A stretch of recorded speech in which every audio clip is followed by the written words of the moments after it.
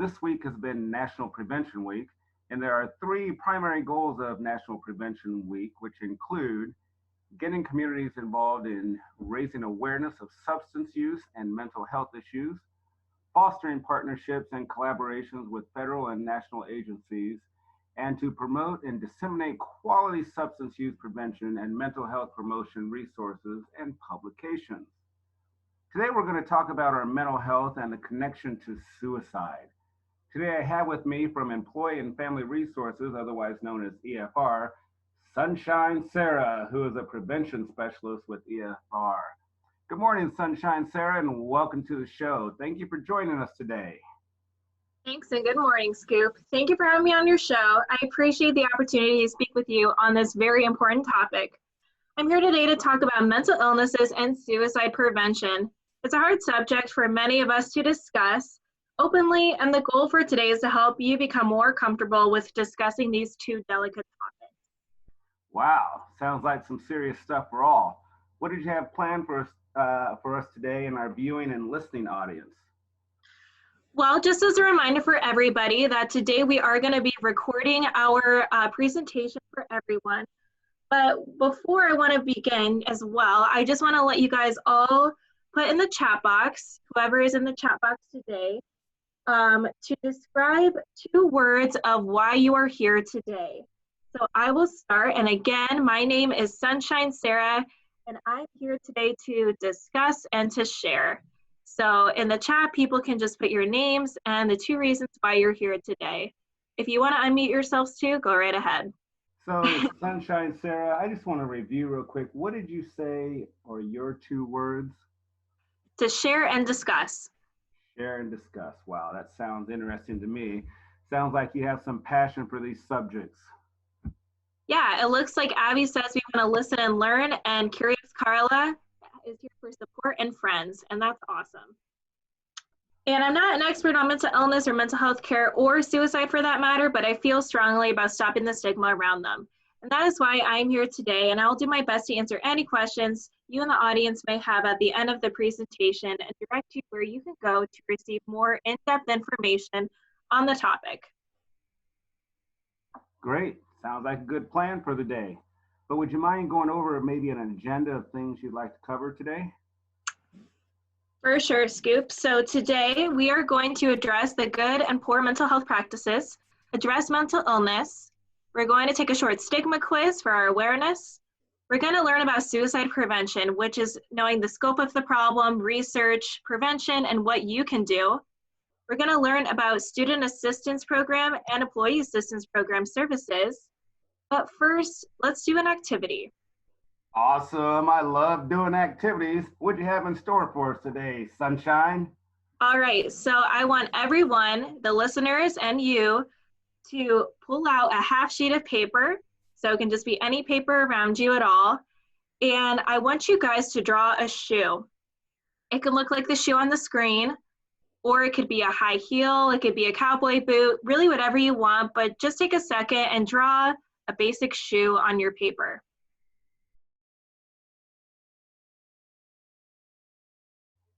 How's your shoe looking, Scoop? I was just gonna say my shoe doesn't look as good as the one that we have displayed here, but it works.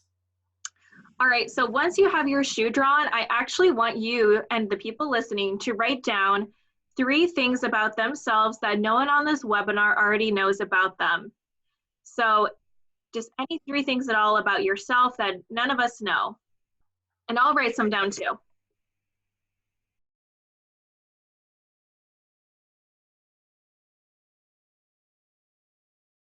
All right, Scoop, I have my 3 things. Can I share them with you? Absolutely. I'd be curious to know what you have there. Okay, so 3 things I don't think anyone in this webinar knows, or at least most people, is that I've never broken a bone. My whole family lives in Iowa, and my extended family. And I go to bed too late. That's my 3rd thing about myself. Well, that's all interesting stuff there, and it gets me thinking about who I am. And I hope our listeners found that as soulful as I did. Yeah, that was a reference to the shoe, a soul joke. I know it's a bad dad joke. My kids always accuse me of making bad dad jokes, but I just can't stop no matter how hard I try. You'd think my kids would have to figure that out by now, right? Mhm. But so, Sunshine Sarah, who are you? I mean, how can we find out more about you and others in our lives? Great question, Scoop. Let's take a closer look at who we are. And this whole activity with the shoot was about empathy because we truly do not know somebody's story until we've walked a mile in their shoes. And now we're going to go into something else I like to call the invisible suitcase. Invisible suitcase. Oh my gosh, I like the sound of that.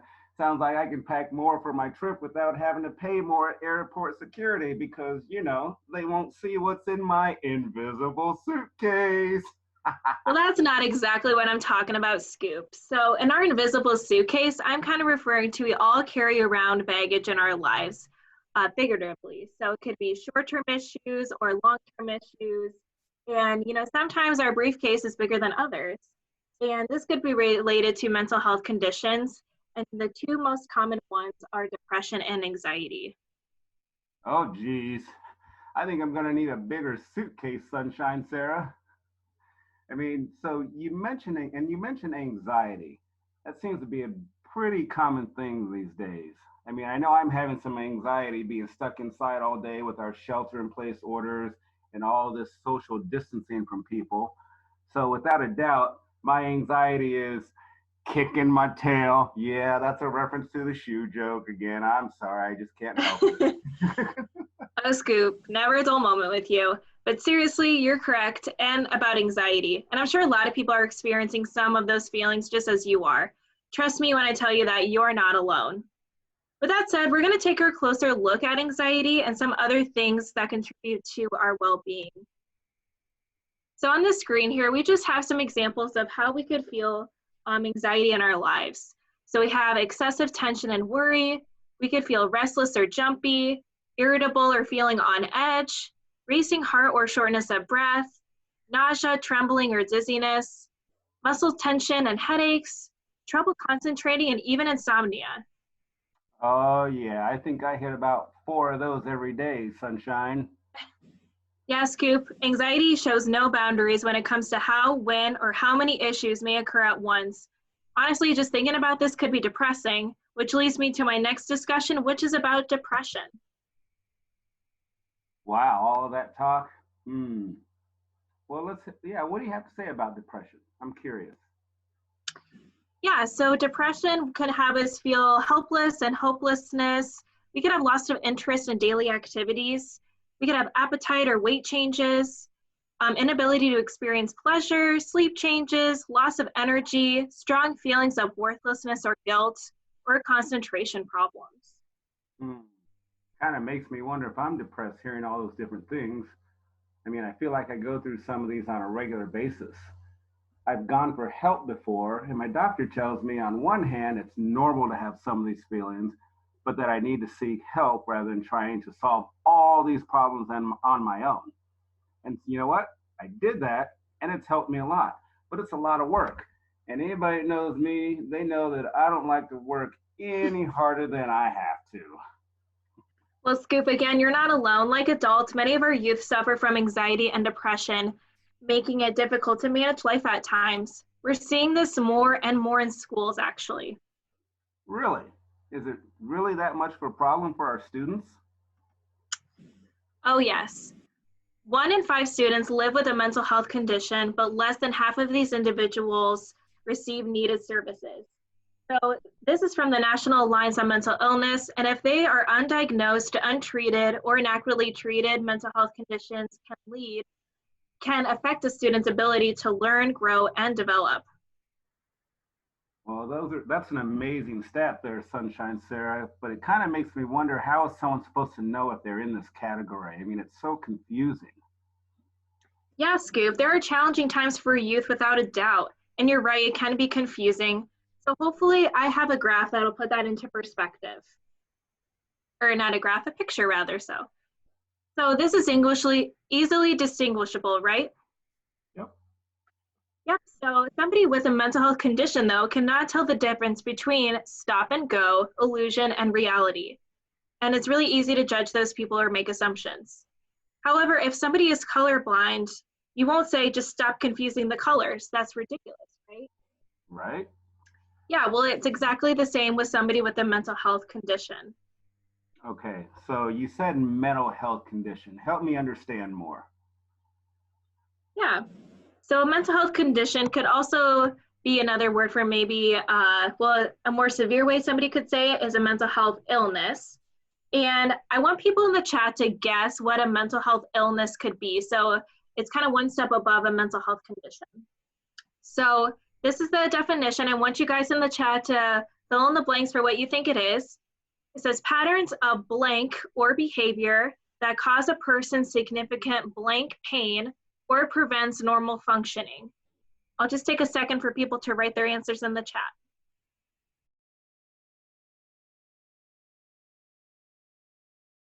I think some people are already getting this right. So it is patterns of thinking or behavior that cause a person significant emotional pain or prevents normal functioning.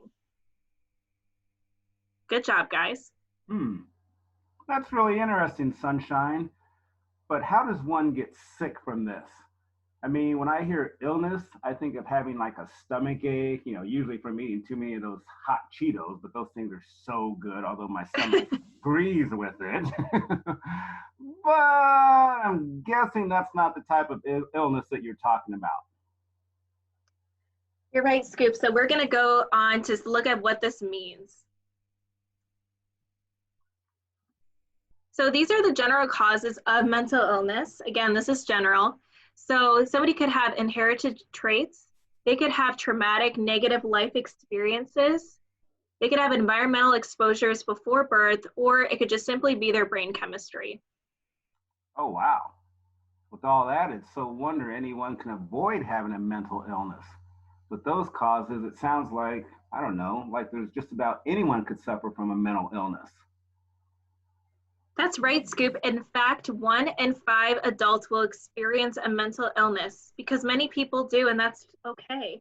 And about 1 in 10 people will experience a more serious mental illness, such as schizophrenia or bipolar disorder. So when you put this into perspective, about 1 in 8 people will have diabetes, and yet how we talk about these conditions is very different.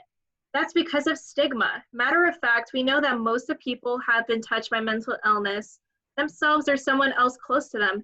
And that's why we're learning, talking, and sharing this info. Wow. Who knew so many people were in the same boat?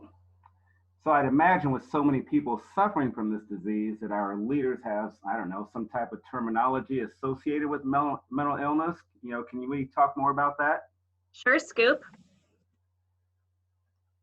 All right, so I want you guys to think about for a second on the screen, and I want to try something. Try to think of something, or you can even put it in the chat box. How would you use to describe somebody who is experiencing cancer?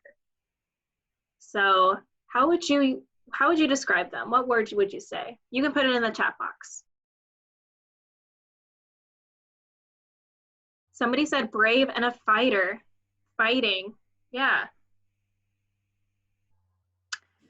So people, go ahead. I was just gonna say, I'm seeing some interesting responses here. Yeah. So a common theme people might say if they're describing somebody who has cancer or experiencing cancer, you might that they're a fighter, they're a warrior, they're brave, and they're strong, et cetera, because those words come pretty quick to our minds. Those are reassuring terms and rightfully deserved so. However, now let's switch to the second question. What are common terms for describing a person experiencing mental illness? What words first come to your guys' mind when you hear that? Put it in the chat box.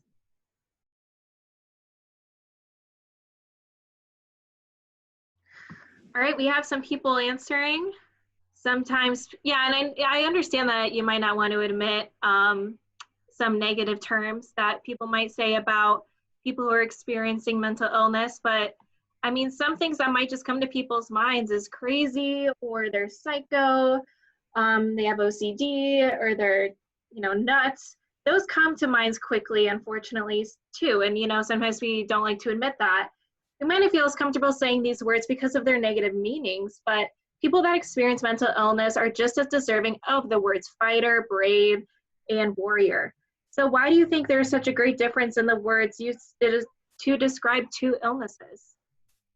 Yeah, that's a good question, Sunshine. I mean, why are there so many negative thoughts and emotions that come to mind when someone is experiencing or describing a mental illness? The answer could be tracked back to stigma around mental illness. This stigma impacts how each of us think about, talk about, and even treat people with mental illness, whether we know it or not. It doesn't allow us to see two people with different conditions as equally strong, but it's important for us to see people as equal. And we need to eliminate stigma today, not only by learning and understanding that mental illness is a mental condition, just like cancer or diabetes is a medical condition, but also by starting to change the words that are so common in our vocabulary when describing mental illness. So rather than saying that person is crazy or I'm so OCD about my desk, replace this with empathy. I can't imagine what that person is experiencing, or I really prefer to have my desk well organized. We don't say she is cancer, we say that she has cancer. Interesting. Never really thought of it that way. But so how will we know if we've made progress in this area, Sunshine? We will know we are making progress when the same words are used to describe both mental illness and cancer or any other medical condition. Ah, that makes sense. Thanks for clarifying that, Sunshine Sarah. Because the last thing I or anybody else wants to do is make someone feel worse than they already do. I mean, knowing this information is extremely helpful moving forward. I'll be real careful about the words I choose. But it makes me wonder about this stigma you mentioned. What's that all about? I mean, what is a stigma? Because to me, it sounds like some type of infection you would get from like a bee sting or something. I don't know. What's stigma? Well, I can tell you what stigma is. So by definition from makeitokay.com and the World Health Organization, stigma is a set of negative beliefs that a society has about something. So stigma of mental illness includes the negative ways we think about what someone looks like or the words we use when we talk about somebody who has a mental illness. And it's any kind of a negative mindset and provides no value to society in general, and ultimately boils down to discrimination, leaving people who have a mental illness or those who are caregivers to feel that they are not as valued or they're even a burden or dangerous. So stigma exists when it comes to mental illness, and that's why we're here today. We're going to take this opportunity to reflect on how mental illness has been negatively portrayed, and to make a pact that we can do the best together to change the language, thoughts, and attitudes about mental illness moving forward. Cool. I'm learning so much already. But it also makes me wonder if I've been associating a stigma on people. Is there a way to test myself? Yes, I actually want us all to take a short stigma quiz. So we're going to launch a few questions in the poll, and I want everybody to answer those questions about general stigma of mental illness. So the first one just says, and just answer honestly because it's all anonymous, I am more comfortable with helping a person who has a physical illness than I am helping a person who has a mental illness.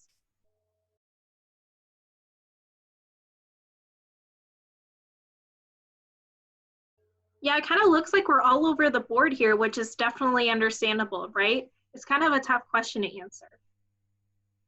Yeah, I'd agree. And boy, as I answer these questions and look at some of the responses, kind of makes me feel like I've got some adjusting to do. We have a couple more questions too. I would see myself as weak if I had a mental illness and could not fix it myself. What do you guys think?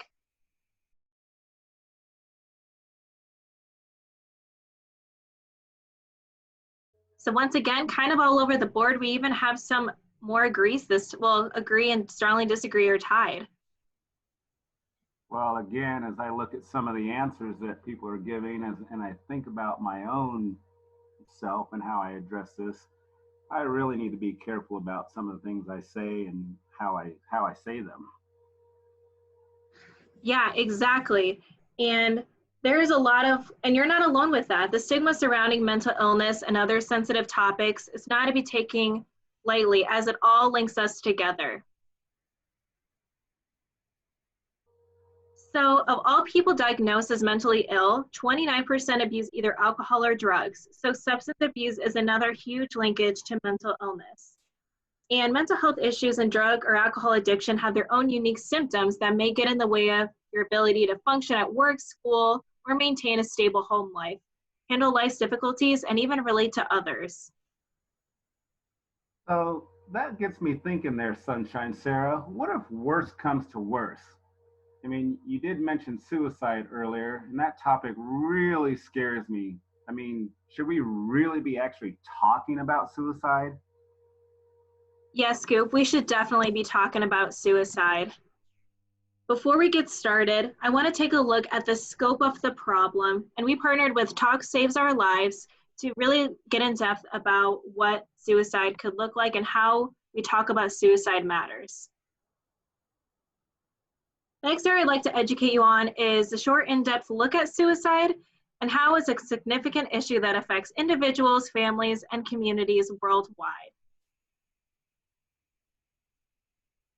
So we're going to review some research findings, including the risk and protective factors that relate to suicide, and we'll talk about what works and what you can do to prevent this leading cause of death.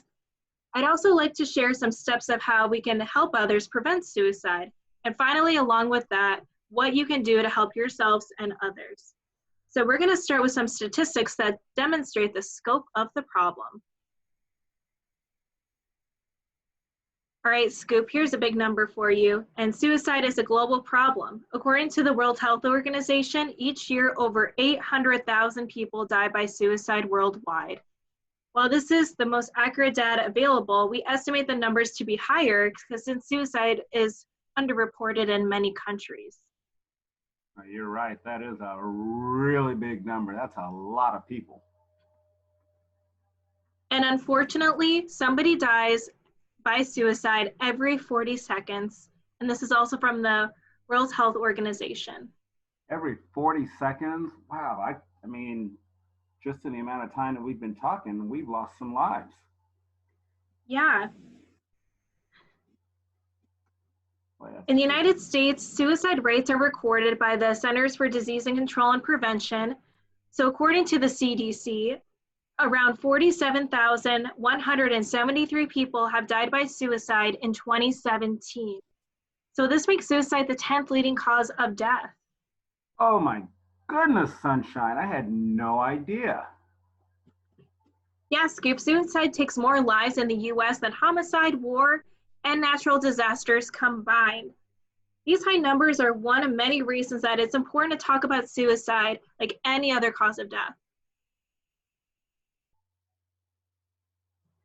For every suicide attempt, for every death by suicide, it's estimated that 25 others attempt.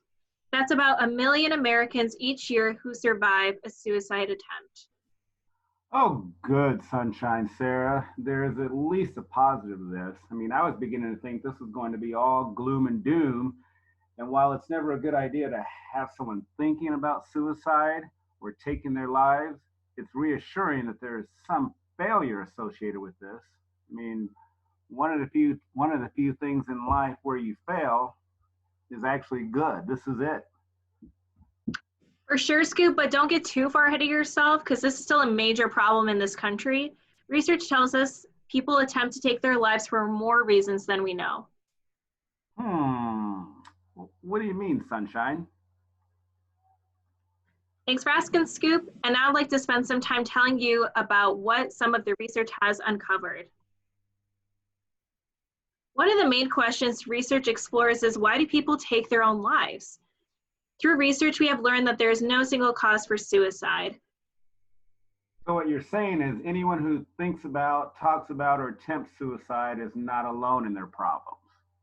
Scoop, you're absolutely correct. Suicide most often occurs when several stressors and health issues converge to create an experience of hopelessness and despair.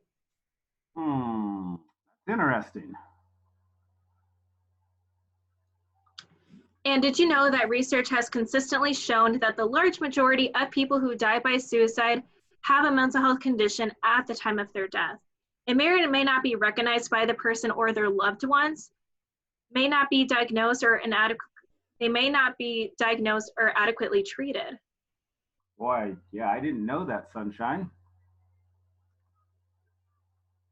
So with that said as well, research has also made it clear that mental health conditions cannot be the whole story. Mental health conditions are common, and the vast majority of people who suffer from these illnesses do not die by suicide.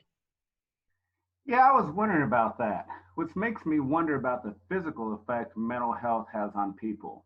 I mean, has there been any research to suggest that any changes that happen in brain functions? Another great question, Scoop. In addition to mental health conditions, there are many other factors that increase risk.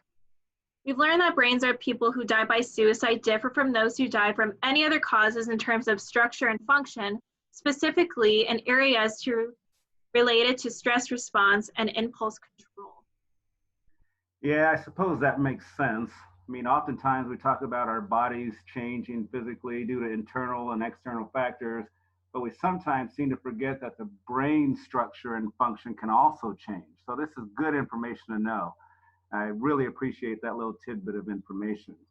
You know, speaking of which, I had a caller last week ask about risk factors. Is there any correlation to risk factors as it relates to mental health and mental illness? Absolutely, Scoop. Let's look more into that. Risk factors are defined as characteristics or conditions that increase the chance of a person may take their life. Risk factors are important to know to understand the big picture of somebody who is considering suicide. Just like somebody who is at risk for heart disease because of high blood pressure or a history of heart disease in the family, some people are at higher risk for suicide than others. The main risk factors shown here can be grouped to three categories, which are health factors, historical factors, and environmental factors. These risk factors can converge at different times in life and increase a person's risk for suicidal behavior at certain points in their life. Huh. So what do you mean by that, Sunshine? I'm not sure I follow you. Well, let's look a little closer. So let's start with health factors. The first type of risk factors, including health factors, are biological and psychological medical conditions, which are the most significant of which are mental health conditions. So as I said before, most people who die by suicide have an active mental health problem at the time of their death. Depression is the most common mental health condition and the one that is the most associated with suicide. Bipolar disorder is also known to be at high risk, although the disorder is less common than depression. Because these conditions put a person at greater risk for suicide, detecting the presence of a mental health condition is critically important. The best way to be sure when you feel concerned or detect a possible change, you and your loved one's mental health, it is for the person at risk to seek a professional evaluation and effective treatment. Many people may not realize that the distress has actually become a health problem. Providing info about how to access mental health care or crisis number if their distress is high can be a solid step in helping them connect to the help they need. We will talk more about this later in the discussion when we directly address prevention. Mental health conditions are not the only health factors that are associated with suicide risk. Serious or chronic health conditions can increase, especially when the person has a mental health issues. Chronic pain and serious head injuries also have been found to increase suicide risk. Oh, I'll bet. I mean, you hear people say all the time, it hurts so bad, I just want to die, but you never think that someone actually means it. But according to the research, it sounds like some people actually are planning that. You're absolutely right, Scoop. The second type of risk factor is historical factors such as family history of suicide, a family history of mental health conditions, or past trauma such as sexual abuse or combat stress. Research has found that a history of childhood abuse can contribute to suicide risk. And while most people who attempt suicide do not go on to die by suicide, previous suicide attempts are also considered historical risk factors for suicide and also put a person at increased risk. Wow, interesting. Yeah, and the third type of risk factor is environmental factors that involve the circumstances in a person's life. So often there are aspects of a person's environment that can contribute to their overall level of risk. So let's look at a few. So having access to a way of killing oneself is referred to as lethal means. This includes having a variety of things such as firearms, drugs, a bridge, a car, etc. And research has shown that contagion, the exposure of a person's suicide, or to graphic or sensationalized accounts of suicide, especially among those with other risk factors, can increase a person's risk of suicide. Prolonged stress may include harassment, bullying, relationship problems, legal problems, or unemployment. And stressful life events could occur all across the lifespan, and it could be divorce, legal problems, or even a job loss. Well, boy, I know I keep saying wow, but I don't know how else to describe all this information. There's so much more to this than meets the eye. But I can't help but feel like we're still talking about a certain type of person. Am I wrong on that? Oh, Scoop, you couldn't be any more wrong. Now you're back at the stigma conversation we discussed earlier. So now let's dive in a little deeper. What kinds of images are used to portray people experiencing mental illness? I actually want people to think about this for a second and to write their answers in the chat of an image that you would use to describe people that have a mental illness. So it could even be something that first comes to your mind, like something you've seen in movies, television, news ads, anything like that. So go ahead and put that in the chat.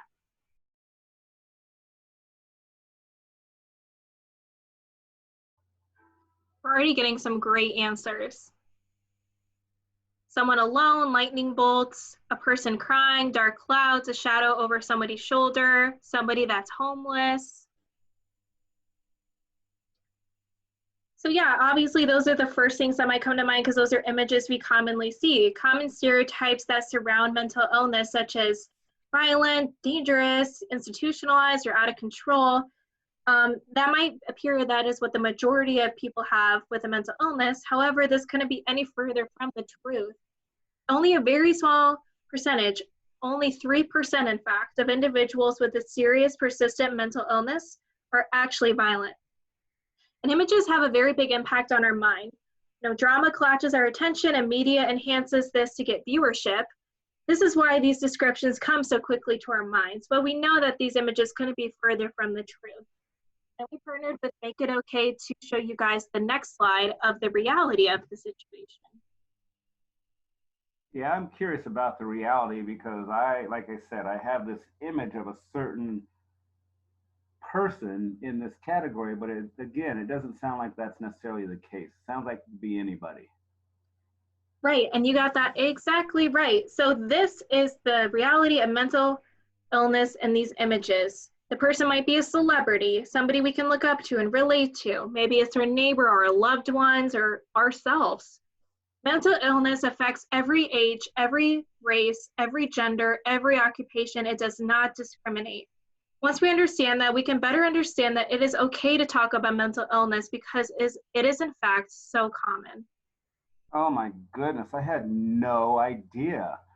But Sunshine, what can I do? I mean, I want to be proactive. So is there anything I can do to prevent having these negative feelings? Great question, Scoop. In the prevention world, we have a saying, an ounce of prevention is worth a pound of cure. So let's take a look at some factors to help us prevent some of these feelings. Well, that's a pretty good saying you guys have there in that prevention field. It is good, isn't it? Now we're going to have a better understanding of the scope of the problem of suicide and the key research findings, including risk factors. We're going to talk about ways to help with the prevention of suicide. So we're going to discuss different types of protective factors, the importance of engaging in self-care, the need to provide support for suicide loss survivors and those with lived experience, and the critical prevention strategy of limiting access to lethal means. Cool, I'm all ears. I'm curious about all this stuff, but specifically, you said something about protective factors. I mean, what's that? Let's dive into that first. Just like there are risk factors that increase a person's risk for suicide, there are also protective factors that lower a person's risk. If you are proactive about mental health and make an effort to get healthier, you protect yourself. More on this in a moment. Feeling connected to family and community support can protect against suicide. When someone is struggling with depression, anxiety, or substance abuse, these protective factors may be normally strong and they can erode and temporarily weaken. Problem-solving skills can also help. Life can get really tough, but being able to see a way through problems can be a protective factor. And cultural and religious beliefs that encourage connecting and help seeking, discourage suicidal behavior, or create a strong sense of purpose, and can also be a protective factor. So Sunshine, how or why do these, what did you call them, protective factors, how do they help my mental state of mind? I mean, I just don't understand. Good question, Scoop. Because mental health care is so important for preventing suicide, we're going to focus on this topic for the next few minutes. Getting effective treatment for mental health conditions like depression or anxiety can prevent suicide. Treatment? Ooh, that sounds like a scary word. Wait, I just caught myself in a stigma boat, huh, Sunshine? Yeah, Scoop, you sure did. When someone says treatment, I like to think of the word help. Well, yeah, that makes sense. Taking care of our mental health is just as important as taking care of our physical health. Seeing a mental health professional is a sign of strength, and many are taking that step. The person seeking help should request a thorough evaluation to figure out if there is a mental health condition affecting their life. There are many types of treatment available, like various kinds of psychotherapy and medications. Research has shown for many people the combination of psychotherapy and medications tend to be the most helpful, but the most important thing to remember is find the treatment that works best for the individual. Just like people can find strategies to optimize their physical health, people can do that for mental health. What do you mean by that, Sunshine? In addition to professional mental health care, proactive self-care strategies like good sleep habits, exercise, nutrition, stress management can also play a critical role in protecting mental health and promoting resilience. Oh, okay, sure, that makes a lot of sense. For people who are at a crisis point, the most important thing you can put between a suicidal person and their way of ending their life is time. Research shows that by temporarily reducing a suicidal person's access to lethal means, we give suicidal individuals time for their intense suicidal risk to diminish, and the time for somebody to intervene with mental health support and resources. For the majority of people who experience a suicidal crisis, if unable to access their chosen method even temporarily, they are unlikely to engage in another action to end their lives. Wow, that's really good to know. But so what can I do though? Well, excellent question, Scoop. Let's spend a little time sharing what you can do. It's important to have a caring, supportive conversation with somebody you might be worried about to allow them to share what they are experiencing. A conversation is a way to show you care and allows them to gain more info about the level of distress. So let's start talking about suicide warning signs. Watch for the warning signs in yourself and others. While many of the suicide risk factors we discussed endure over a longer period of time, warning signs are observable signs that signal suicidal risk in the near future. And it's important to pay attention to both risk factors discussed earlier and the warning signs that we are talking about now. So if you see warning signs, reach out to individuals in your life you are concerned about and reach out to others if you're struggling. And seek mental health services if you are depressed or if you have anxiety regularly or it interferes with your daily life, and encourage others to do the same. Great information, but is there a way that we can identify, these warning signs? I mean, do they come in different shapes or forms? How does that work? Yeah, definitely. Suicide warning signs are typically displayed in three main ways we can detect. So on the screen, there is talk, behavior, and mood. We will discuss each of these in a little more detail. So let's start with talk. Many people who are suicidal talk about ending their lives. This may be directly or indirectly. A person might say it outright or they might joke about it, but anyways, we have to take it seriously. Some people say that they have no reason to live, or others say that they let you know that they might feel trapped or that they are a burden to others. And finally, or they might talk about feeling overwhelmed or being in unbearable pain. Behaviors for an individual should also encourage you to speak about a person if you are noticing this in a person. So people might have an increased use of alcohol or drugs. They could have issues with their sleep patterns. They could start to act more recklessly. They might withdraw from other activities that they normally enjoy. They might isolate themselves from family and friends. They might also look for ways to kill themselves, such as searching online for methods. Shopping for a firearm is another example. Or they could give away possessions, which is another related behavior, which is reckless spending.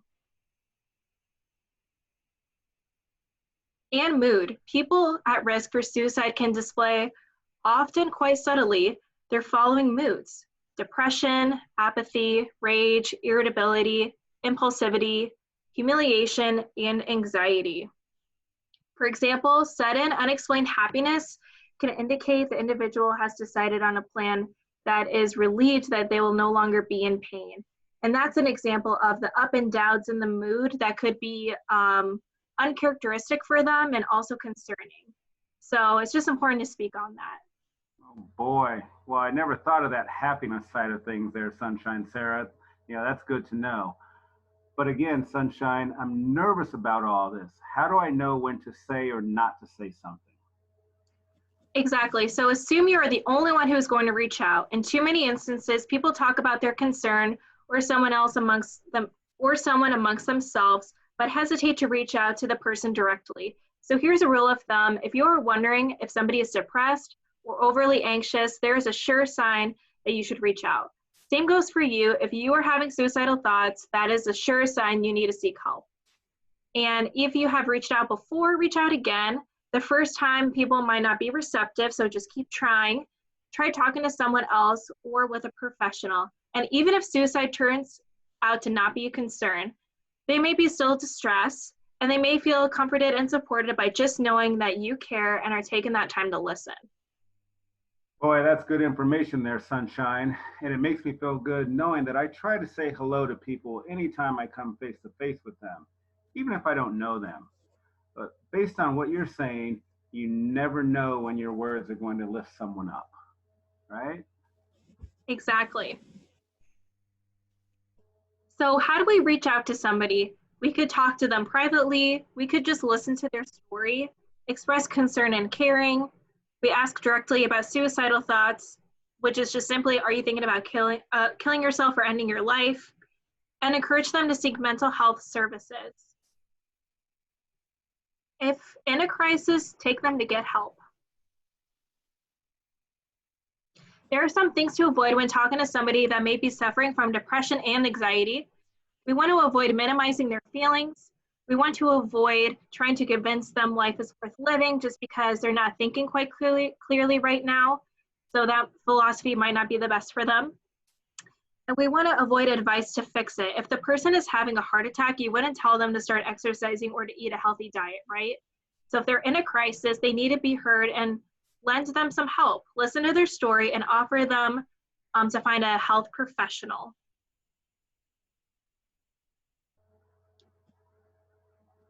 If you think they might make an attempt on their life soon, just stay with them. Do not leave them alone. However, if the situation puts your own safety at risk, you need to leave the area immediately and call 911. Help them remove lethal means or remove themselves from the potential dangerous area and escort them to mental health services or in an emergency room. Wow, this is really great information you have for us, Sunshine Sarah. I want to thank you for sharing all this. It sounds like people can be carrying around a lot of stress that we just don't know about. I mean, you've given some really good advice on how to handle and approach that. You just never know what's going through someone's mind, it seems like.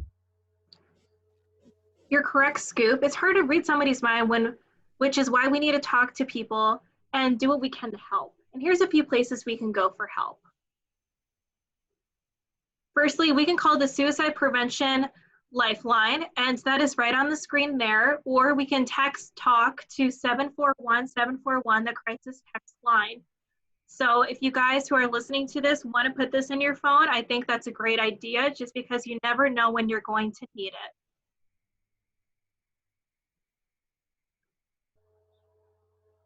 That again is 1-800-273-TALK. That's great information. I mean, if someone's thinking about it, but what if we're like right in the middle of an emergency? Yeah, I mean, if you're right in the middle of an emergency, the best thing to do is just to call 911. Get that immediate help. Good to know. Good to know. Okay, so Scoop, I have a question for you, just based on what you learned. What can you do to help a classmate or a friend who has a mental health condition? Well, one of the biggest things I learned today is just to simply talk to them. But I understand there might be some services out there as well that we can direct kids to. Yes, there definitely is. So EFR, Employee and Family Resources, which is where I work, has something called a Student Assistance Program, which is known as an SAP. This is the number that we have that if anybody who has our SAP can reach us at, and it can help with the following things: school performance, stress, confusion, trouble with peers, alcohol or other drug problems, eating disorders, problem gambling concerns, dating and relationship issues, conflict, bullying or violence, depression or suicidal thoughts, and even family concerns. Boy, it sounds like there's some help out there for people. Yeah, and I even have a quote from a counselor that used to work with us. So she just says, taking that first step to ask for help can be scary. Counselors understand that feeling, and we are here to help. So you can take care of your mental health, and you can reach your goal of feeling better. Great advice. Yep, and just some more info on that SAP services. There's a 24/7 telephone access, which is on the screen. You could also have in-person appointments, and there could be short-term counseling, assessment, and referral. And if you have our student assistance program, it applies to all the family in that household that the student is using it for, and it benefits teachers too. And usually people have 3 free counseling sessions for every singular issue, and it is free. Boy, that is awesome information. Any more resources you could share with the group here? Yeah, well, up here on the screen is actually everything that I got today to talk to you guys. And if you want to learn more about all the info I gathered today to talk to you about suicide prevention, you can just stay on the webinar for a few extra minutes and talk to me about it, because I'd love to share more info. Boy, that is awesome. Now, I know some of you are probably wondering, who are these people? Well, we're just going to give you a quick snapshot of who you've been listening to today. Again, I'm Scoop Shanahan, and with me today is my co-host, Sunshine Sarah. So that's just so you can put a name with a face there and the voices that you've heard. That's going to do it for this segment on Speak Up, Reach Out, You're Not Alone. We wish you all good mental health, and we hope you have a wonderful day. Until next time, this is Scoop Shanahan.